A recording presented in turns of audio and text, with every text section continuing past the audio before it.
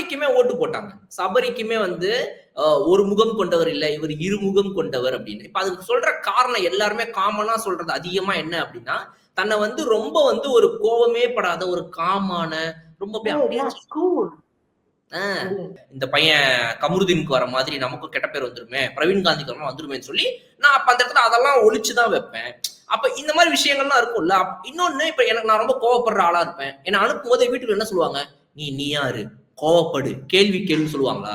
யாராவது சில பேர் சொல்லுவாங்க. சில வீட்ல. இருப்பா, நீ சத்தம் போடாத, நீ ஏதாவது ஓவரா பண்ணனா உன்னை ஓட்டு போட்டு அனுப்பிச்சிருவாங்க. நீ கொஞ்சம் ஓரளவுக்கு கோவத்துல கட்டுப்படுத்திக்கோ, காமா வச்சுக்கோ அப்படிதான் சொல்லி அனுப்புவாங்க. இப்போ நீங்களே போறீங்க நாளைக்கு ஷோக்கு. நீங்க நார்மலா மனுஷனா கோவம் வரதான் செய்யும். அந்த இடத்துல கோவத்த கண்ட்ரோல் பண்ணிட்டு, இந்த இடத்துல எதுக்கு நம்ம கோவப்பட்டு 10 கேமரா இருக்குது, இது இருக்குது. நம்ம எதுக்கு கோவப்பட்டு அப்படின்றதுக்கு பேர் இருமுகமா? எனக்கு நான் இது வந்து நான் சபரிக்குன்னு சொல்லல. எல்லா கேரக்டருக்கும் கேட்கிறேன்.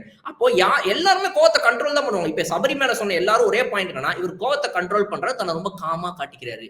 தங்களோட ஃபேஸ காட்டி, அடிச்சு கிடிச்சு உடைச்சு, வீட்டை விட்டு வெளியே போகணும், ரெட் கார்டு வாங்கணும். அப்படி எதிர்பார்க்கறாங்களா இவங்கலாம் உள்ள சேர்ந்துக்கிட்டு? கோவத்தை நீ அடக்கியிருக்க. ஆமா, அடக்கியிருக்கேன்னா அப்படின்னு நான் சொல்ல முடியுமா?